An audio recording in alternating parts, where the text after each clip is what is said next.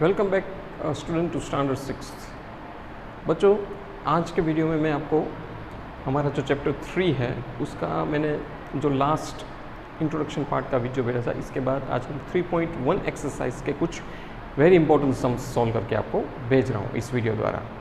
तो बच्चों, इसमें हमें सीखना है कि how to list all the factors and the given multiples from a given number.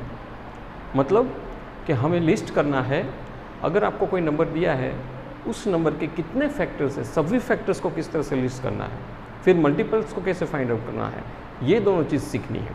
तो आज मैं आपकी 3.1 एक्सरसाइज है, आपकी जो NCERT टेक्स्ट बुक है उसकी 3.1 एक्सरसाइज, उसके क्वेश्चन नंबर 1 से कुछ सम्स है, क्वेश्चन नंबर 2 से कुछ सम्स है। तो बच्चों, इसको अगर आप गौर से देखेंगे तो एक्सरसाइज के बाकी के सम्स भी आप बहुत आसानी से साथ सॉल्व कर पाओगे और उसको आप कंप्लीट करके होमवर्क में बुक को अपडेटेड रखना, ठीक है। तो आइए आज हम सॉल्व करते हैं 3.1 एक्सरसाइज का पहला sum, listing all factors and multiples. बच्चों, आपको कोई नंबर दिया गया हो और आपको उसके सभी फैक्टर्स लिस्ट करने हैं। कोई भी नंबर को कुछ फाइनाइट फैक्टर्स ही होते हैं, उनके फैक्टर्स फाइनाइट होते हैं, इनफाइनाइट नहीं होते। हाँ, मल्टीपल्स इनफाइनाइट है लेकिन फैक्टर्स तो फाइनाइट ही होते हैं।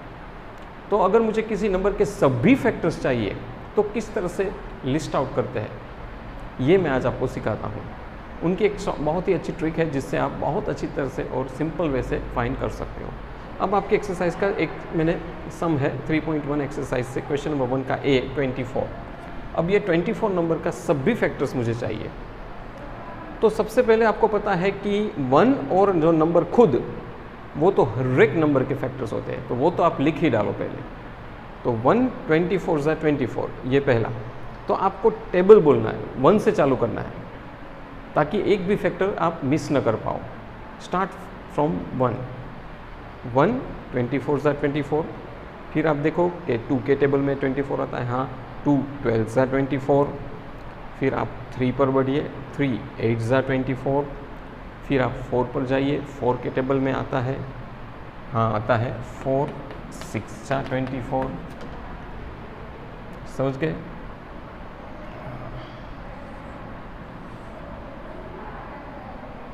तो 4 6 भी 24 होता है। फिर आप 5 के टेबल में जाइए, तो 5 के टेबल में कहीं 24 नहीं आता है, तो वो नहीं होगा। 6 के टेबल में जाइए, तो 6 के टेबल में भी नहीं आएगा क्योंकि 6 3 18 एंड 6 4 24। हाँ, 6 4 24, लेकिन हमने ऑलरेडी 4 6 तो कर ही दिया है, तो 4 6 एंड 6 4 दोनों सेम है, राइट। तो जैसे ही रिपीटेशन आए वहाँ पे स्टॉप हो जाओ। आपने 4 6 4 सेम, तो रिपीट ही हो रहा है, 6 4 और 4 6 दोनों एक ही है। तो रिपीट जैसे हुआ ना, आप टेबल में बोलते जा रहे हो, तब स्टॉप हो जाओ। दैट मीन्स कि आपके सारे फैक्टर्स अब आ गए। तो बस इतने ही फैक्टर्स हो सकता है, 4 6 तक ही फैक्टर्स है। तो हमने लिस्ट किया, मैंने राउंड किया है 1 2 3 4 6 8 12 एंड 24। 24 के बस इतने ही फैक्टर्स है, ये टोटल 8 फैक्टर्स है, ये सभी फैक्टर्स आ गए। तो ये एक मल्टीप्लिकेशन की मेथड है जिससे आप सारे फैक्टर्स फाइंड कर सकते हो किसी भी गिवन नंबर के। Okay, for any given number you can find out all the factors without any mistake. तो ये एक बहुत ही अच्छी मेथड है जिससे आप लिस्ट कर सकते हो सभी फैक्टर्स। एक और लेता हूँ 36, फिर से ध्यान रखिए। तो 1 से शुरुआत कीजिए, 1 36 36। फिर 2 के टेबल में देखिए, तो 2 के टेबल में भी आता है 2 18 36, 3 12 36, मतलब 12 3 36 होता है, 18 2 36 होता है, ऐसे भी बोल सकते हो। 4 9 36। फिर 6 5 के टेबल में नहीं आएगा क्योंकि 5 के टेबल में 36 नहीं आता है। 5 5 25, 5 6 30 होता है, 5 7 35 होता है, 5 8 40 होता है, मतलब 36 तो कहीं आता ही नहीं है, इसलिए उसको छोड़ दो। अब लो 6 6, तो 6 6 36। अब लो 7 उसमें भी कहीं 36 नहीं आएगा। 8 में 36 नहीं आएगा।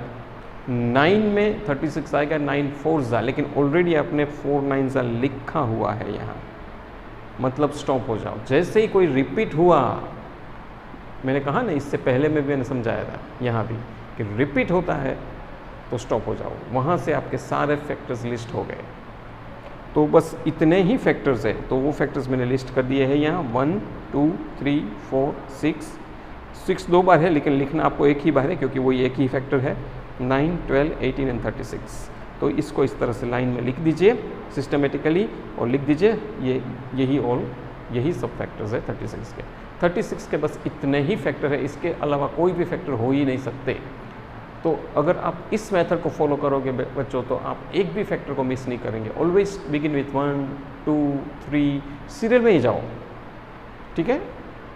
अब क्वेश्चन नंबर 2 है जिसमें आपको मल्टीपल्स लिस्ट करने हैं, और क्वेश्चन में तो ऐसा कहा है कि पहले ही 5 मल्टीपल्स चाहिए जो गिवन नंबर्स हैं उनके। तो 8 5 के 8 के और कुछ आपका एक 9 भी है, मैंने यहाँ 2 करके भेजे हैं आपको, तो टेबल लिख देना है। पहले 5 है, सो 5 1 ज़ा 5, 5 2 ज़ा 10, 5 3 ज़ा 15, 5 4 ज़ा 20, 5 5 ज़ा 25। तो आपके मल्टीपल्स है 5 10 15 20 एंड 25। ये फर्स्ट 5 मल्टीपल्स 5 है क्योंकि फर्स्ट 5 ही बोला है और हमेशा शुरू होता है 1 से, 5 1 ज़ा से, ओके।